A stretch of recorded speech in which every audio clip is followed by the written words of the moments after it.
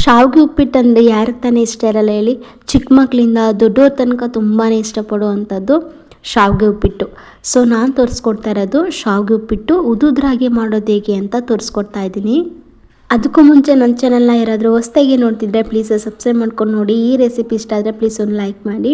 ಹಾಗೆ ಪಕ್ಕದಲ್ಲಿರೋ ಬೆಲ್ಲೈಕನ್ ಕೂಡ ಕ್ಲಿಕ್ ಮಾಡ್ಕೊಳ್ಳಿ. ನಾನು ಹಾಕುವಂತಹ ಹೊಸ ರೆಸಿಪಿ ನಿಮಗೆ ನೋಟಿಫಿಕೇಷನ್ ಬರುತ್ತೆ.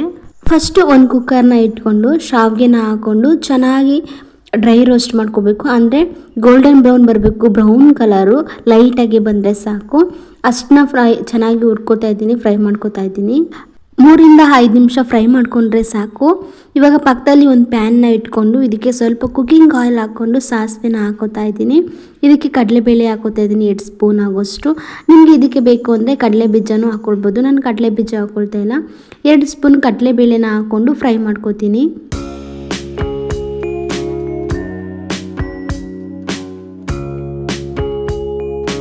ಇದಕ್ಕೆ 4-5 ಹಸಿಮೆಣಸಿಗೆ ಉದ್ದುದಾಗಿ ಕಟ್ ಮಾಡ್ಕೊಂಡು ಸೇರಿಸ್ಕೊತಾ ಇದ್ದೀನಿ. ಇದು ಚೆನ್ನಾಗಿ ಫ್ರೈ ಆಗಬೇಕು. ಅಂದರೆ ಖಾರ ತಿನ್ನಲ್ಲ ಅಂದವರು ಬೇಕಾದರೆ ಒಂದೊಂದನ್ನು ಹಂಗೆ ಸೇರಿಸ್ಕೊಳ್ಬೇಕು. ಯಾಕಂದರೆ ಚಿಕ್ಕ ಮಕ್ಕಳಿರೋರಿಗೆ ಖಾರ ಬೇಡ ಅಂತಂದರೆ ಸ್ಕಿಪ್ ಮಾಡ್ಬೋದು. ಇವಾಗ ಈರುಳ್ಳಿನ ಸೇರಿಸ್ಕೊತಾ ಇದ್ದೀನಿ. ಇದನ್ನು ಚೆನ್ನಾಗಿ ಹುರ್ಕೊಳ್ಬೇಕು, ಚೆನ್ನಾಗಿ ಫ್ರೈನ ಮಾಡ್ಕೊಳ್ಬೇಕು. ಸ್ವಲ್ಪ ಬೇಕಾದರೆ ಸಾಲ್ಟ್ನ ಹಾಕ್ಕೊಳ್ಳಿ. ಚೆನ್ನಾಗಿ ಬೇಯ್ಕೊಳ್ಳುತ್ತೆ ಈರುಳ್ಳಿ.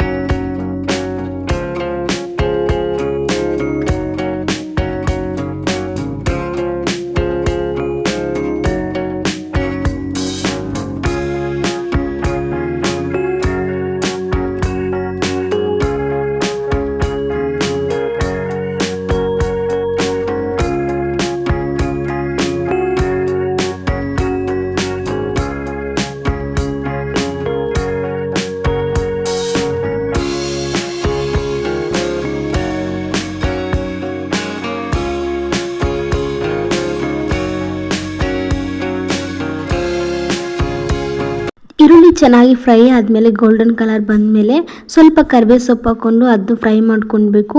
ಇವಾಗ ನಾನು ತರಕಾರಿನ ಸೇರಿಸ್ಕೊತಾ ಇದ್ದೀನಿ. ಈರುಳ್ಳಿ ಎಲ್ಲ ಫ್ರೈ ಆದಮೇಲೆ ಸೇರಿಸ್ಕೊಳ್ಳಿ. ಕ್ಯಾರೆಟು, ಬೀನ್ಸು, ಆಲೂಗೆಡ್ಡೆ ಈ 3 ತರಕಾರಿನ ಸೇರಿಸ್ಕೊತಾ ಇದ್ದೀನಿ. ಶಾವಿಗೆ ಉಪ್ಪಿಟ್ಟಿಗೆ ನೀವು ಟೊಮೊಟೊನೂ ಹಾಕ್ಕೊಳ್ಬೋದು ಮತ್ತು ಹಸಿ ಬಟಾಣಿ ಕೂಡ ಸೇರಿಸ್ಕೊಳ್ಬೋದು. ನಾನು ಟೊಮೊಟೊ ಹಾಕ್ಕೊಳ್ತಾ ಇಲ್ಲ, ಹಸಿ ಬಟಾಣಿನ ಹಾಕ್ಕೊಳ್ತಾ ಇಲ್ಲ. ಇದಿಷ್ಟು ಫ್ರೈ ಮಾಡ್ಕೊಳ್ತಾ ಇದ್ದೀನಿ. ನಿಮಗೆ ಇಷ್ಟ ಇದೆ ಅಂದರೆ ಕೂಡ ಹಾಕ್ಕೊಳ್ಬೋದು.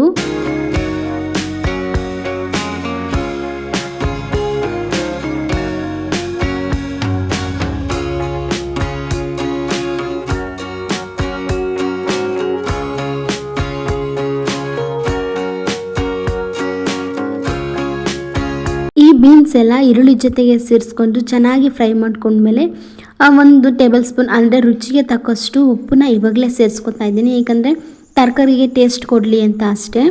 ಇದಕ್ಕೆ ಸ್ವಲ್ಪ ಅರಿಶಿನ ಪುಡಿನ ಹಾಕ್ಕೊಳ್ತಾ ಇದ್ದೀನಿ. ನಿಮಗೆ ಅರಿಶಿನ ಪುಡಿ ಬೇಡ ಅಂತಂದರೆ ಸ್ಕಿಪ್ ಮಾಡ್ಕೊಳ್ಳಿ. ಇದನ್ನು ಹಾಕ್ಕೊಂಡು ತರಕಾರಿಗೆ ಚೆನ್ನಾಗಿ ಇಟ್ಕೊಳ್ಬೇಕು. ಅಲ್ಲಿವರೆಗೂ ಫ್ರೈ ಮಾಡ್ಕೊಳ್ಳೋಣ.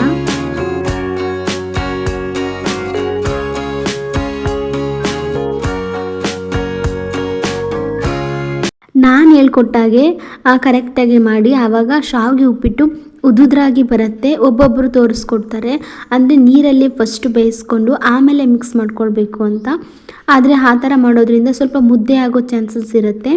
ಆದರೆ ಈ ಥರ ಮೆಥಡಲ್ಲಿ ಮಾಡಿದ್ರೆ ಅಂದರೆ ನಿಮಗೆ ನೀರು ನೋಡಿಕೊಂಡು ಎಷ್ಟು ಬೇಕೋ ಅಷ್ಟು ಆ್ಯಡ್ ಮಾಡಿಕೊಂಡು ಶಾವಿಗೆನ ಬೇಯಿಸ್ಕೊಳ್ಬೋದು.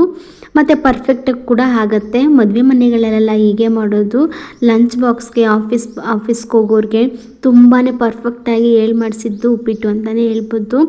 ತುಂಬ ಇಷ್ಟಪಟ್ಟು ತಿನ್ನುವಂಥ ರೆಸಿಪಿ ಅಂದರೆ ಚಿಕ್ಕ ಮಕ್ಳಿಗೂ ಕೂಡ ಇಷ್ಟ ಆಗೋದು ಅಂದರೆ ಶಾವಿಗೆ ಉಪ್ಪಿಟ್ಟು.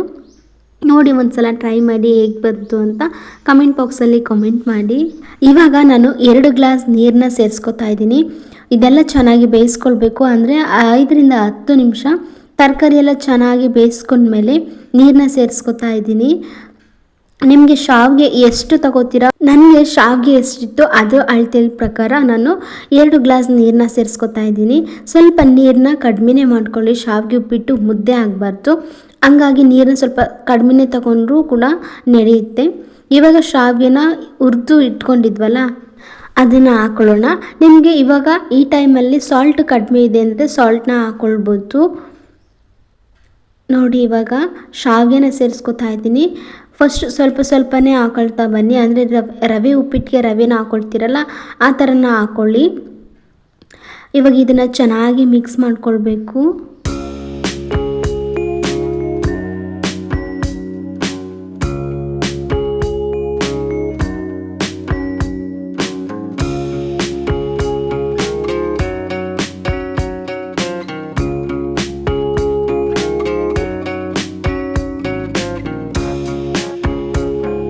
ತರಕಾರಿ ಜೊತೆಗೆ ಶಾವಿಗೆನ ಮಿಕ್ಸ್ ಮಾಡ್ಕೊಂಡ್ಮೇಲೆ ಇವಾಗ ಪ್ಲೇಟ್ನ ಮುಚ್ಚಿ ಒಂದು 5 ನಿಮಿಷ ಬೇಯಿಸ್ಕೊಳ್ಬೇಕು.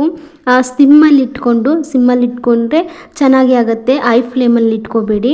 ಮಧ್ಯ ಇವಾಗ ಈ ಥರ ತಿರ್ಸ್ಕೊಂಡ್ರೆ ತಳ ಹಿಡಿಯಲ್ಲ. ನೋಡ್ತಾ ಇರ್ಬೋದು ಇವಾಗ ಅದು ಅಳ್ಳೋದಕ್ಕೆ ಶುರುವಾಗ್ತದೆ ಶಾವಿಗೆ ಉಪ್ಪಿಟ್ಟು. ಇದಕ್ಕೆ ನಾನು ತೆಂಗಿನಕಾಯಿ ತುರಿನ ತುರಿದಿಟ್ಕೊಂಡು ಸೇರಿಸ್ಕೊತಾ ಇದ್ದೀನಿ. ಇದಕ್ಕೆ ಒಂದು ಅರ್ಧ ಬೌಲು ನಿಂಬೆಹಣ್ಣು ಮತ್ತು ಕೊತ್ತಂಬರಿ ಸೊಪ್ಪು ಸೇರಿಸ್ಕೊಂಡ್ರೆ ತುಂಬಾ ಚೆನ್ನಾಗಿರುತ್ತೆ. ನಾನು ಇದನ್ನು ಸ್ಕಿಪ್ ಮಾಡಿದ್ದೀನಿ. ನೋಡಿ ತೆಂಗಿನಕಾಯಿ ತುರಿ ಸ್ವಲ್ಪನೇ ಹಾಕ್ಕೊಳ್ಳಿ, ಚೆನ್ನಾಗಿರುತ್ತೆ. ಇದನ್ನು ಈಗ ನೀಟಾಗಿ ಮಿಕ್ಸ್ ಮಾಡ್ಕೊಳ್ಬೇಕು.